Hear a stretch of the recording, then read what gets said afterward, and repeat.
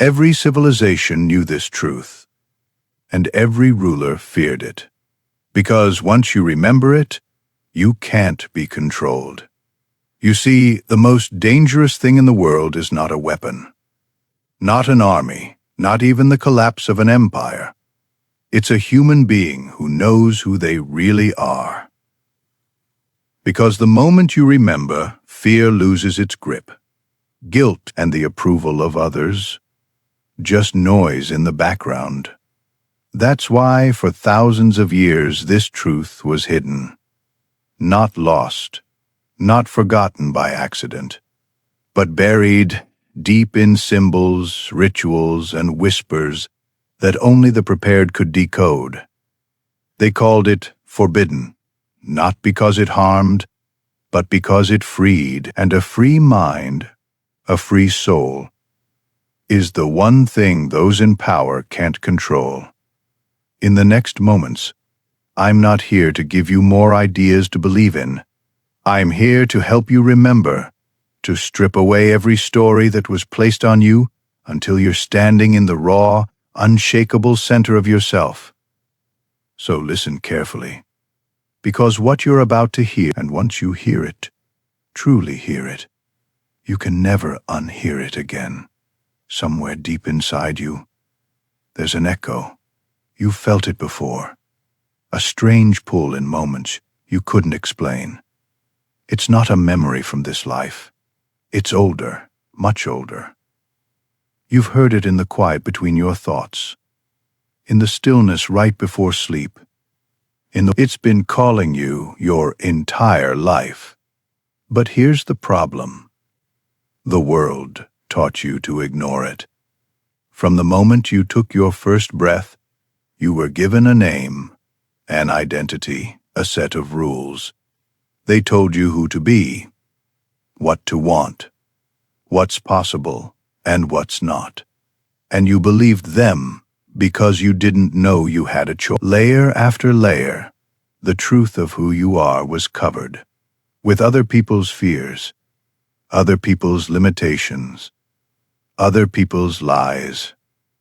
But here's what they could never erase: the feeling that something was missing, that subtle knowing, that faint hum in your chest, that whisper that says, "This is not all there is." Every ancient civilization spoke about this. The Egyptians called it the veiling of light. The rishis of India called it samsara, the great forgetting. The Orphics of Greece saw it as the soul trapped in the body, not as a curse, but as a challenge. They all knew the body was never the prison. The real prison was believing you were only the body. And here's the dangerous part. The moment you remember you are more, you stop playing by their rules. And when you stop playing by their rules, you can't be controlled. So the question becomes, how do you remember? Not as an idea, not as another belief to cling to, but as a living, breathing truth. That's where we begin. The first barrier is not outside you. It's not the government, not society, not some shadowy force pulling strings. It's closer. It's inside. It's the false self, the voice in your head that whispers, "This is who you are," but it's lying. That voice is not your soul speaking. It's a patchwork of every fear, every insult, every limitation that's ever been thrown at you. And over the years, you believed it was you. You're too sensitive. You'll never be enough. You have to be strong. You have to prove yourself one by one. You took these sentences and you wore them like skin, not because they were true, but because no one told you that you could take them off. Ancient teachers warned about this invisible mask. They called it the character, a role you play so well. You forget it's a performance, and here's the trap. The false self feeds on fear, guilt, and the need for approval. Take those away, and it starves. Keep feeding it, and it will run your entire life without you even knowing. So the first step in remembering who you truly are is not adding something new. It's removing what was never yours to begin with. Right, choose one thought in your mind. Any thought. A worry, a fear, a judgment. Now ask yourself, did I create this, or was it planted in me? If it wasn't born from your soul, it's not yours. And the moment you see that, a crack appears in the mask. Light slips in, and that is the beginning, because something quieter, but infinitely more powerful. The voice of your true self. When the false self begins to crack, something unexpected happens. The noise in your head gets louder, not quieter. It's because the ego knows it's losing control, and it will fight for its life. It will tell you, "You're nothing without me." It will whisper, "You'll be lost without these thoughts." And if that doesn't work, it will flood you with distractions, endless scrolling, meaningless conversations, emotional chaos. Why? Because it's terrified of what happens if you fall into true silence, not the silence of a quiet room, not the silence between two people who have nothing to say, but the silence that comes when you stop feeding the mind. Every ancient tradition spoke of this. The Egyptians called it the chamber of stillness. The Greeks called it the sacred pause. The mystics called it the doorway, because in that silence, perception changes. You stop looking at life, and you start looking from life. Your senses sharpen, yet your mind rests. It's not thinking, it's seeing. They called this the single eye. Not a physical eye, not imagination, but a way of perceiving that is free from judgment, comparison, or story. To practice this, you don't need incense or a temple or a guru. You only need a moment where you're willing to stop. Right now, close your eyes for 10 seconds. Don't expect visions. Don't expect answers. Just breathe and let go. When you open your eyes, something subtle will have shifted. You might not even notice it yet. That's the doorway beginning to open, and the more you return to that silence, the more the false self begins to dissolve, revealing the part of you that never forgot who you were in the first place. Beneath the silence, beneath even the stillness of thought, there is something else, a frequency, a vibration so intimate, so yours. It has no equal in the universe. The ancients called it the invisible name. Not a word, not a sound you can speak, but a pulse that has been with you since the beginning of your existence. It doesn't enter through the ears. It isn't learned in books. It can't be given to you by a teacher, because it has always been there, waiting for you to notice. You felt it before, in those rare moments when everything just clicked for no logical reason, when time seemed to slow, when your chest felt warm without cause, when a decision came to you instantly and you just knew. Those were echoes of moments when the mind was quiet enough and the heart open enough for that vibration to slip through. But here's the danger. The ego will try to claim it. It will take the feeling and turn it into an achievement. It will say, "Look what I've found. Look what I've done." And in that moment, the vibration, because your invisible name doesn't belong to the mind. It doesn't exist to make you feel special or superior. It simply is. When you touch it, you're no longer a collection of thoughts and emotions. You're no longer a character playing a role. You are pure existence. No mask, no performance. Just you. And in that state, something profound happens. You realize you don't need the world to tell you who you are, you know. And that knowing is unshakable. When your true vibration begins to awaken, it doesn't just bring light. It brings everything into view. Not just the beauty you've been searching for, but the shadows you've been avoiding. Because true light does not choose. It illuminates. It reveals the corners you've kept hidden. Even from yourself, old wounds begin to rise. Not to punish you, but to be healed. Fears you've carried for decades start to show their real faces. The lies you've told yourself, the masks you've worn to survive, the identities you clung to because they felt safe, all of them come to the surface. At first, it can feel like loss, like the ground beneath you is crumbling. And in a way, it is because the false foundations you've built your life upon cannot survive the truth. Ancient initiates called this the purification of the soul. Not a punishment, not a judgment, but a cleansing. Like water washing away the dirt that has covered a jewel for lifetimes. And here's the secret. The suffering only lasts as long as you resist. The more you cling to what's falling away, the more it hurts. But the moment you allow it, the pain transforms into release. Yes, it stings to take off the mask you've worn your whole life. Yes, it's uncomfortable to stand bare in your own truth. But nothing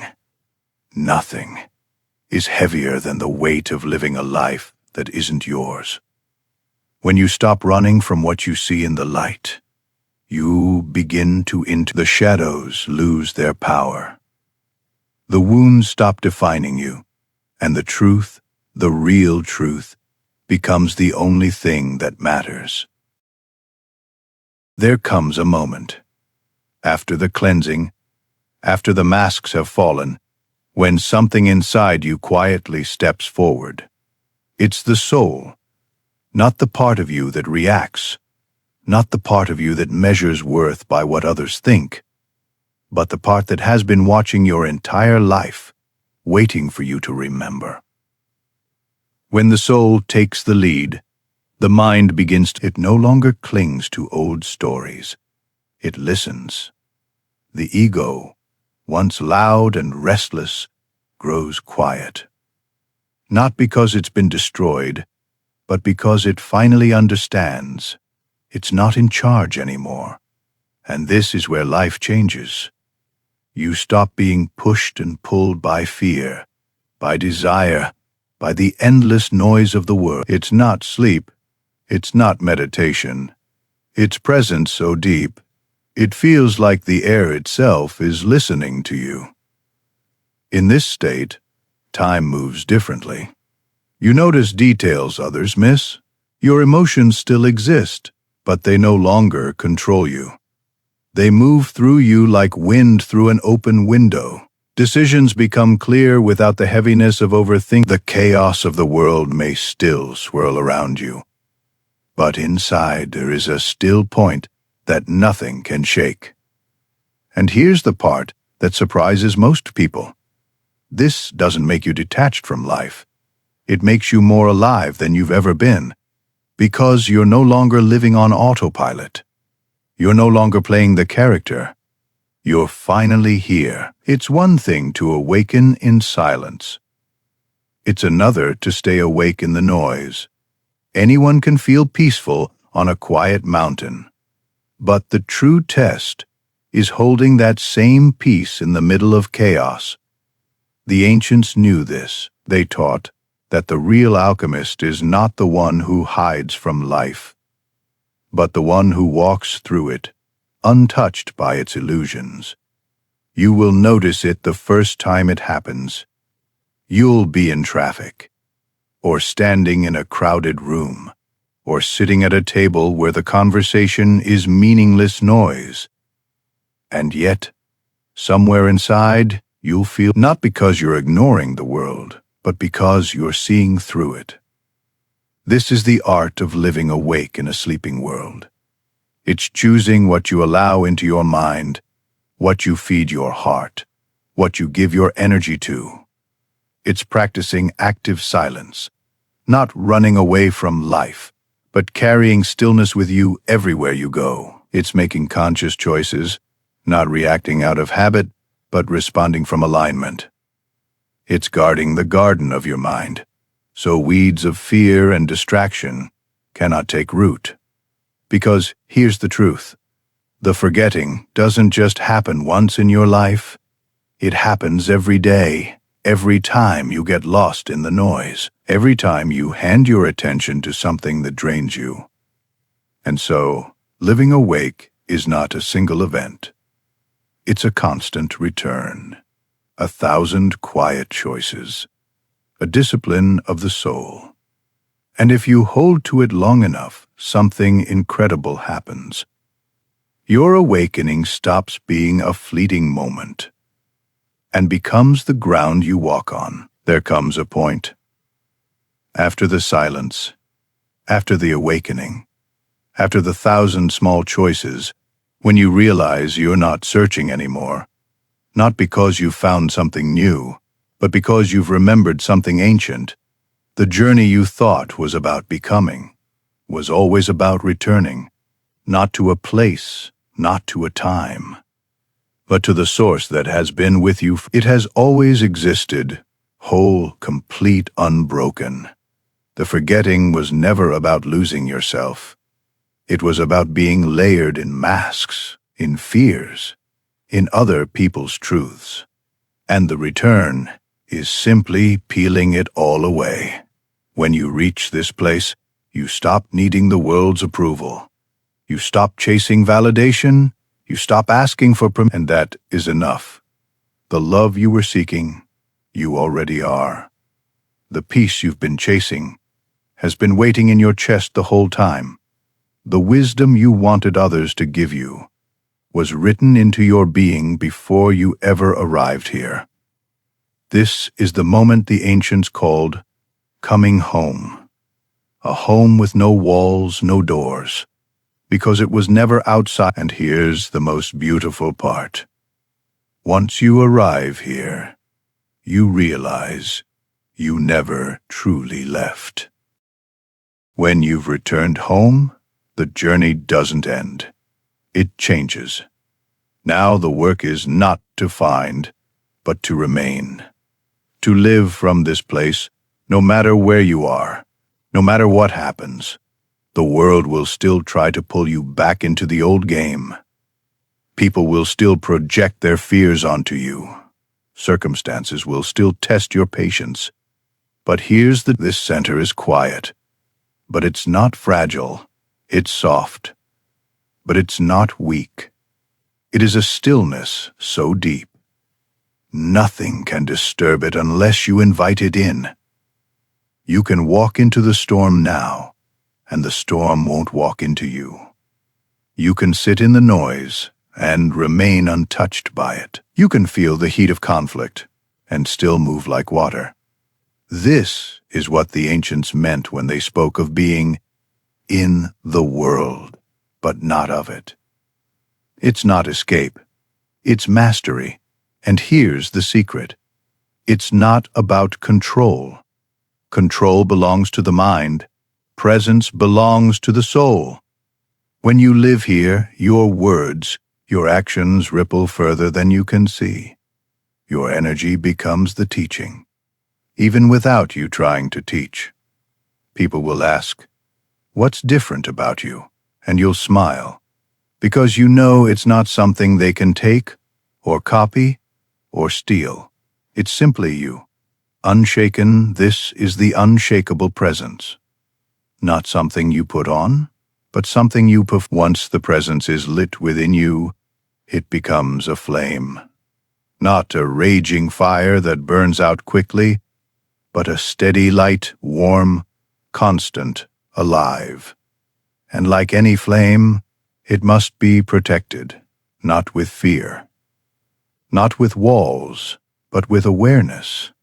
Because the world will try to dim it, not always out of malice. People living in the dark can't always understand your light, and without even meaning to. They may throw shadows over it. Guarding the flame means knowing what you allow in, the conversations you choose, the media you consume, the energy you stand in. It means asking, does this feed my light or drain it, and choosing accordingly. In ancient temples, the flame was day and night. Someone watched over it. Not because it was weak, but because it was sacred. And your presence, your awakened state, is no different. This doesn't mean isolating yourself from life. It means living with discernment. It means recognizing that not every door deserves to be opened. Not every voice needs to be heard. Not every battle guarding the flame is about protecting the clarity you've earned, so it can guide you forward without distortion. And the longer you protect it, the brighter it burns. The brighter it burns, the more it lights the way, not just for you, but for anyone who walks near you. When the flame within you burns steady, you stop looking for light outside yourself. You realize you are the source, not a reflection of it, not a seeker of it, but the living expression of it. In every breath, every glance, every choice, and something profound happens here. You no longer walk into a room looking for energy. You walk into a room. You don't speak to convince. You don't move to impress. You don't act to be seen. Your presence itself becomes the message. This is why the ancients said the highest teaching was not given in words, but in being. Because people may forget what you say, but they will never forget how your energy made them feel. When your decisions carry a clarity that others can sense, even if they don't understand why. And here's the secret they don't tell you. Walking as the source doesn't mean you never feel fear, doubt, or pain. It means those things no longer decide who you are. You feel them, you let them pass, and your center remains untouched from this place. You don't chase outcomes, you magnetize. Because life itself bends toward the one who stands rooted in their own truth. You become not just a witness to your reality, but a creator of it. The moment you walk as the source, something begins to shift around you. Subtly at first, like the air feels different. Then, unmistakably, as the world itself starts to rearrange, you're no longer chasing. You're no longer forcing. You're no longer begging life to give you what you think you need. Instead, the field, that invisible web connecting everything, begins to respond to you. This is not magic in the way you've been told. It's resonance. The energy you hold inside becomes a signal, and that signal calls to the people, places, and moments that match it. When you're anchored in fear, the field brings you more reasons to be afraid. When you're anchored in need, the field reflects lack. But when you're anchored in truth, in your unshakable presence, the field mirrors that. Opportunities begin to appear where there were none. Paths open without effort. The right conversations find you at the right time. It's not because you manifested in the way the world sells it. It's because you've stopped sending out conflicting signals. You've stopped asking for one thing while being the vibration of another. Ancient teachers understood this, they said. The universe doesn't hear your words. It feels your being, and now, your being speaks clearly. This is when life feels, not because nothing challenges you, but because even challenges seem to carry you forward. It's as if the field itself has decided, this one is ready. And from here, manifestation stops being a practice and becomes a natural side effect of who you are. When the field begins to respond, it doesn't just give, it tests, not as punishment. Because energy isn't just about reaching a state, it's about holding it. And the moment you anchor in your truth, life will send situations to see if you truly mean it. You will face moments that tempt you to slip back into the old self. Opportunities that glitter but pull you out of alignment. People who push your buttons. Events that try to drag you back into fear. And here's the paradox. These are not setbacks. They are confirmations. They are the universe asking, are you ready to live from this place? Even now, the ego will want to react. It will whisper, see, nothing has changed. You're still the same. It will try to convince you to collapse your energy, to return to the familiar. But this is where you remember, you are not here to perform your alignment when it's easy. You are here to embody it when it's hard. Ancient initiates called this the trial of return. Because it's easy to feel enlightened in the temple, the test is whether you can feel the same in the marketplace, the meeting room, the family dinner table.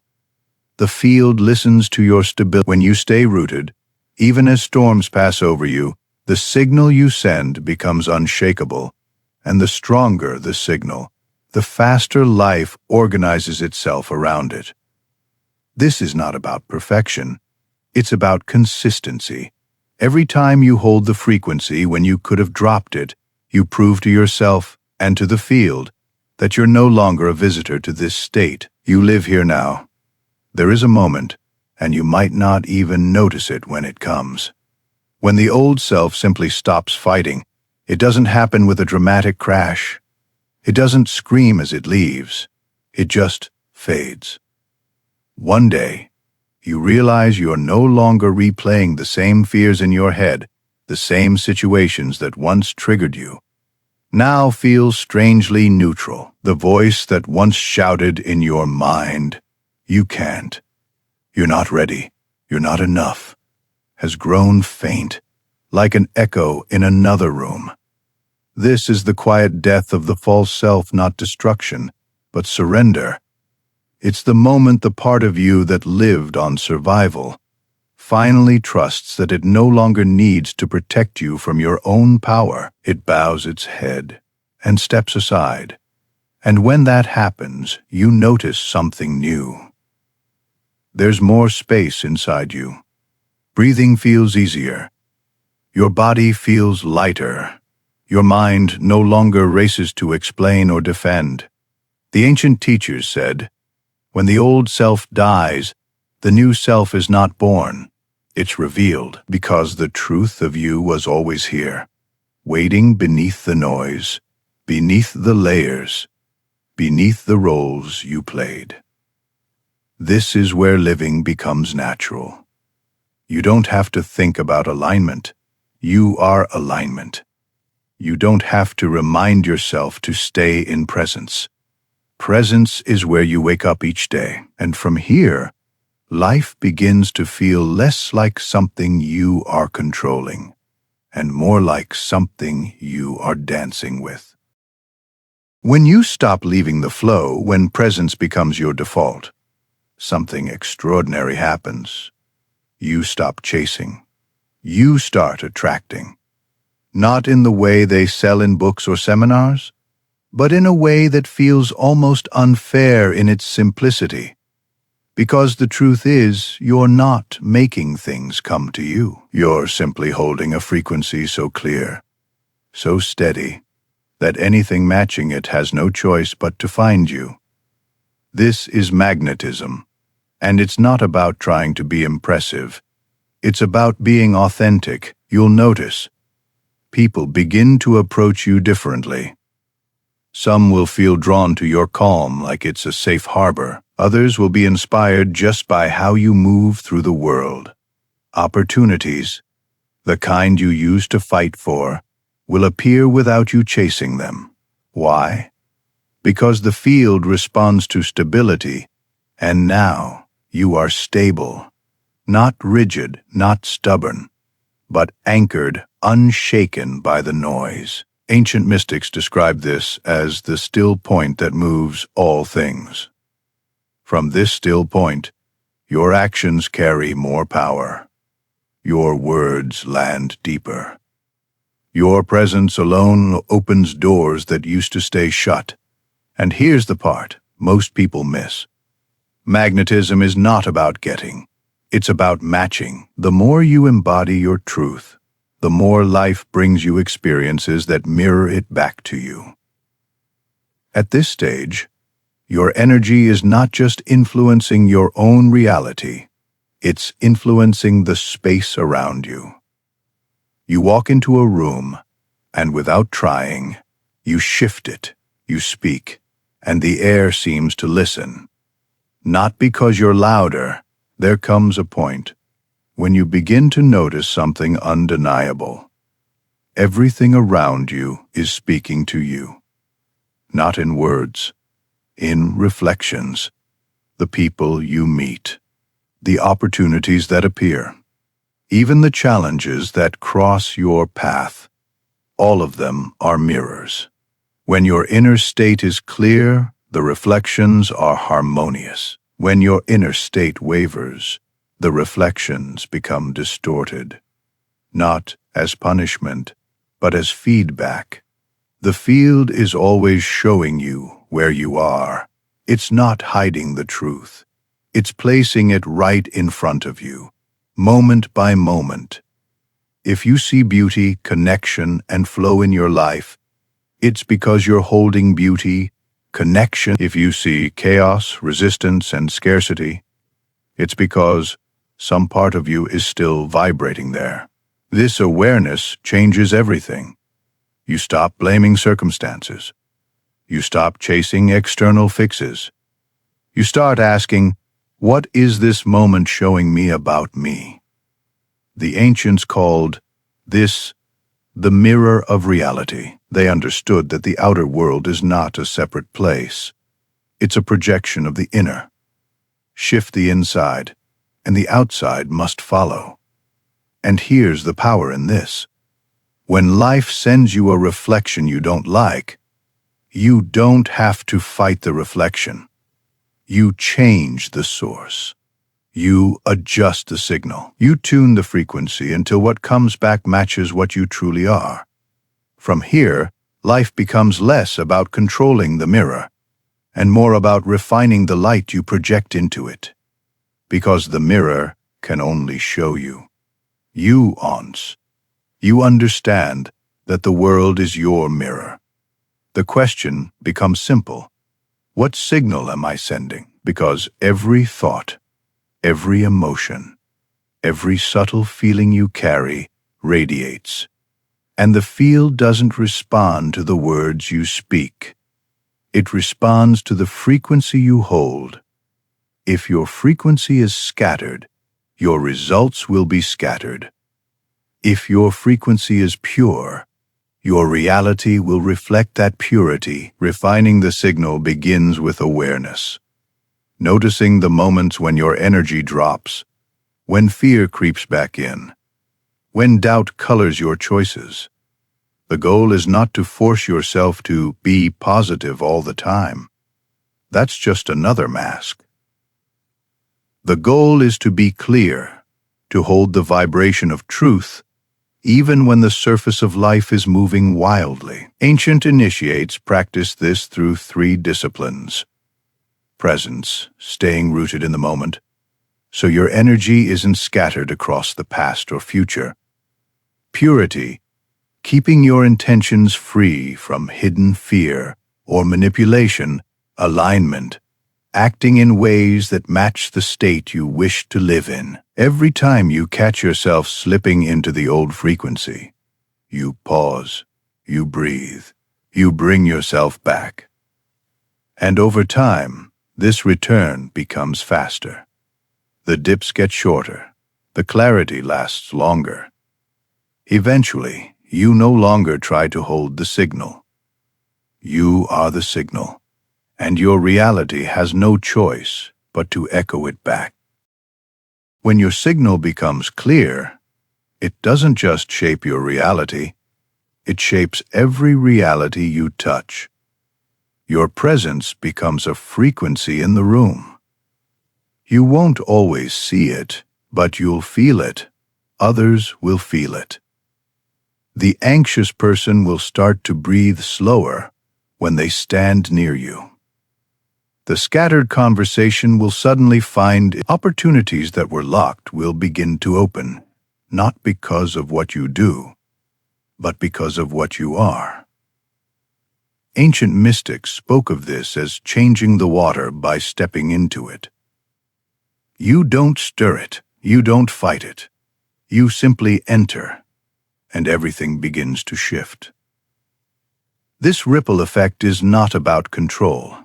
It's about allowing the highest state within you to naturally broadcast, without effort, without agenda, without ego. And here's what's powerful. When you live in this way, you stop needing to convince anyone of anything. You stop trying to prove your point. You stop trying to wake people up before they're ready, because you realize your state itself is the teaching. And those who are ready, they'll lean in. They'll begin their own remembering, without you having to say a word.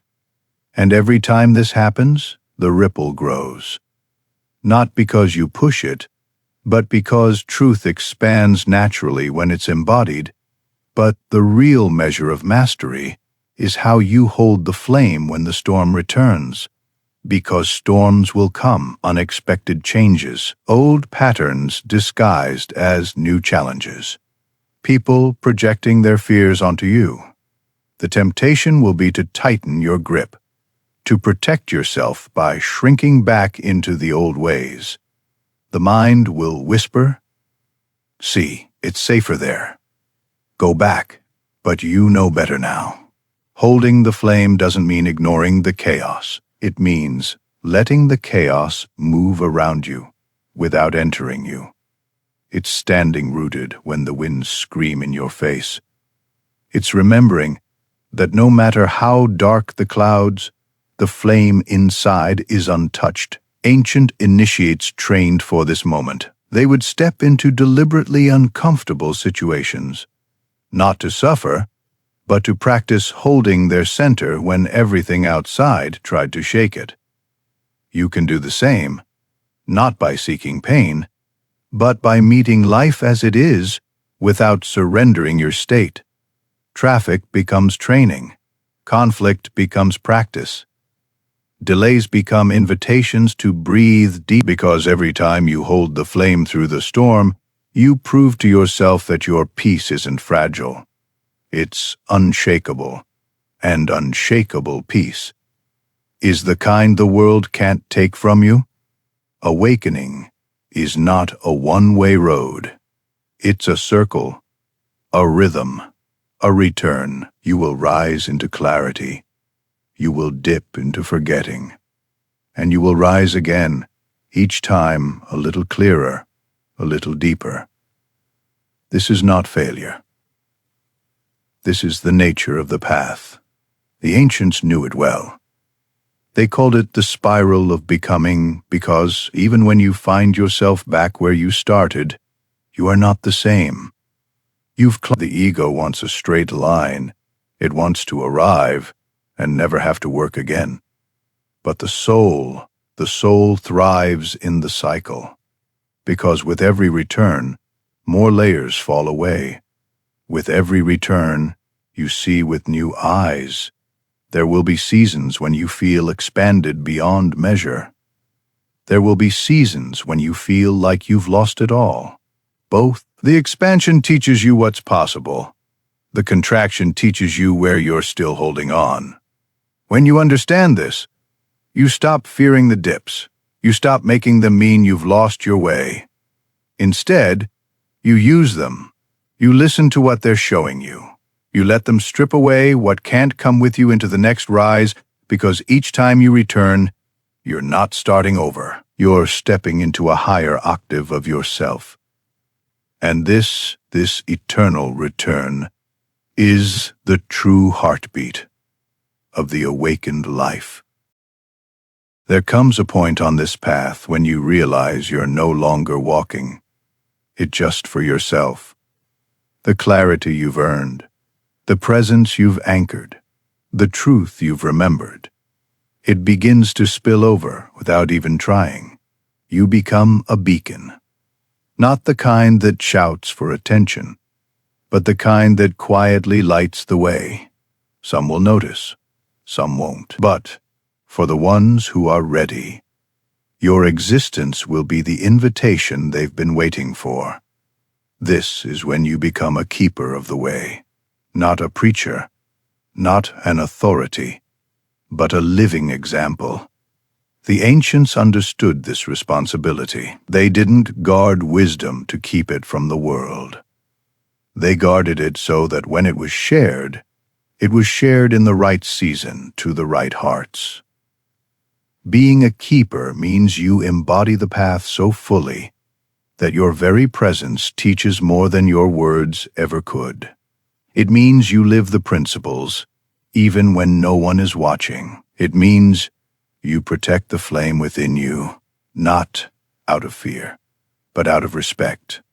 And perhaps most importantly, it means you don't force awakening on anyone.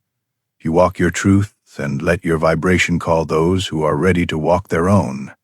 Because the way is not something you hand to another. It's something they remember for themselves.